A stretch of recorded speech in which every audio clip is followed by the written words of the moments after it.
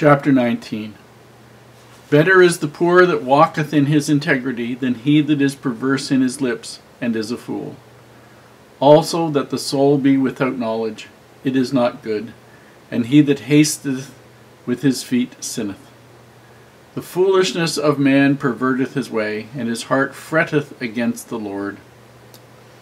Wealth maketh many friends, but the poor is separated from his neighbor. A false witness shall not be unpunished, and he that speaketh lies shall not escape.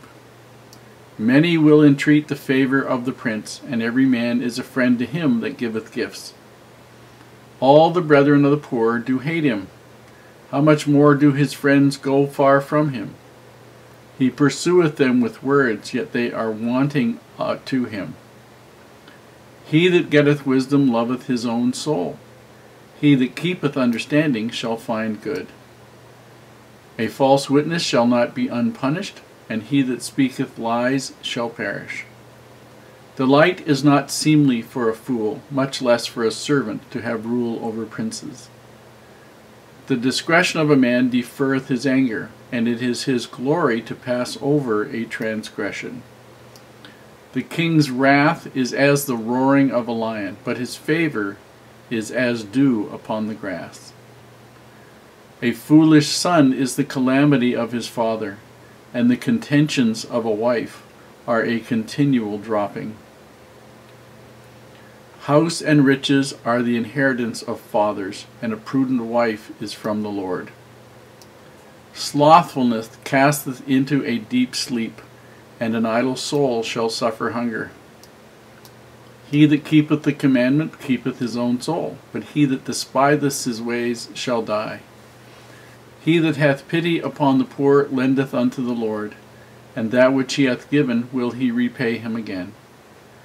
Chasten thy son while there is hope, and let not thy soul spare for his crying. A man of great wrath shall suffer punishment, for if thou deliver him, yet thou must do it again. Hear counsel, and receive instruction, that thou mayest be wise in thy latter end. There are many devices in a man's heart, nevertheless the counsel of the Lord, that shall stand. The desire of man is his kindness, and a poor man is better than a liar. The fear of the Lord tendeth to life, and he that hath it shall abide satisfied. He shall not be visited with evil. A slothful man hideth his hand in his bosom, and will not so much as bring it to his mouth again.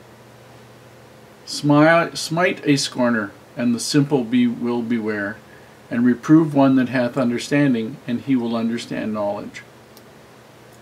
He that wasteth his father, and chaseth away his mother, is a son that causeth shame, and bringeth reproach. Cease, my son, to hear the instruction that causeth to err from the words of knowledge. An ungodly witness scorneth judgment, and the mouth of the wicked devoureth iniquity. Judgments are prepared for scorners, and stripes for the back of fools. Now, one thing I'm going to make comment on here is, if we're going through a chapter, and there is some phrase or proverb, or we're out of Proverbs into some other Isaiah or something where a lot of questions are asked, please feel free to write me an email and ask the question. But understand, I will only answer questions on research on chapters I have already finished. If you want to ask something that's like 2 months ahead, ask me at the time. I would really appreciate that. I try to do a lot of research for each of these things, and I'd like to sort of confine the answers to the things I've already done. Makes life a lot easier for me. We're looking here in chapter 19, and he says in verse 2, also that the soul be without knowledge, it is not good. Obviously not good to be without knowledge of various things. And he that hasteth with his feet. In other words, the person that runs to get knowledge, or assumes that they can chase after it, sins. Now that doesn't mean you shouldn't search it, but it means it's going to take a while before you understand it. And there's some experience that comes with knowledge that makes it wisdom. And so don't go chasing it faster than you can absorb it, I suppose would be the best way to look at that. Wealth make, in verse 4, wealth maketh many friends, but the poor is separated from his neighbor. And basically a lot of that is how it is. I won't say the poor, but people that live in apartment buildings tend not to know much about who lives next door. And that's got nothing to do necessarily with wealth, but people tend to, good people, wealthy people, good wealthy people tend to share those things they have.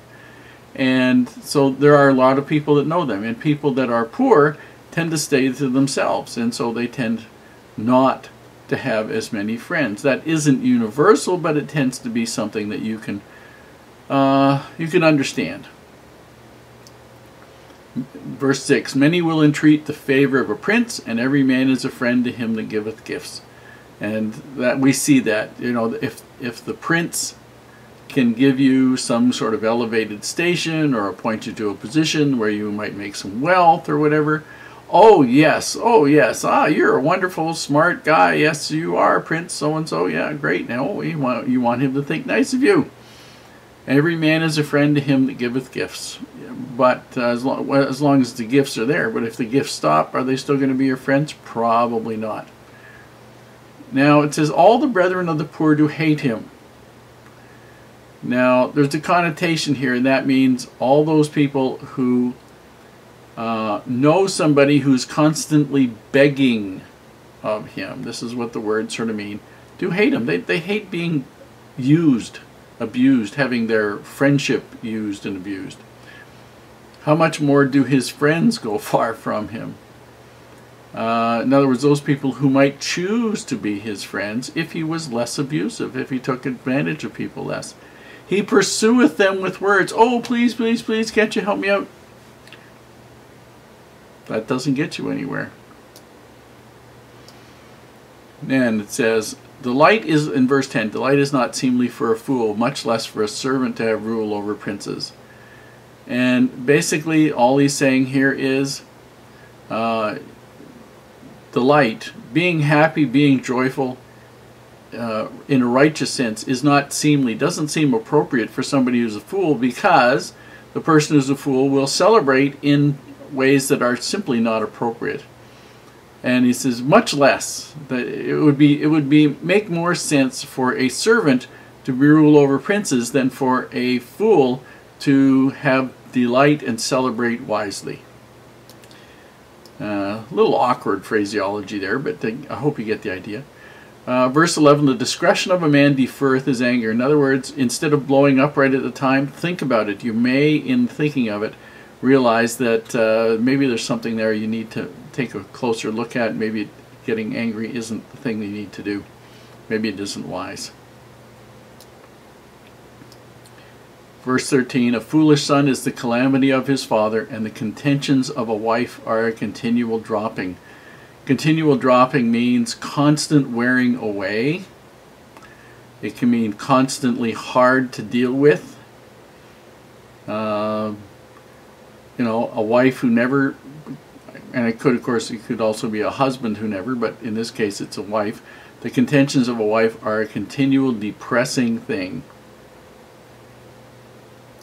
In verse 15, slothfulness casteth into a deep sleep. In other words, you're not aware of what's happening and how bad it is when you're slothful or negligent or careless.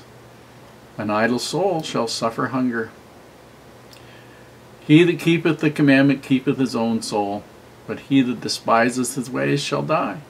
The person who doesn't take care of themselves is going to have nothing but grief. Verse 17, he that hath pity on the poor lendeth unto the Lord. In other words, if you have pity on the poor people, you will lend to them as though you were lending to the Lord. And that which he hath given, that which the rich man, the wealthy man has given, will God repay him again. There is a commandment to that effect in the Hebrew Scriptures. Lots of interesting things here. And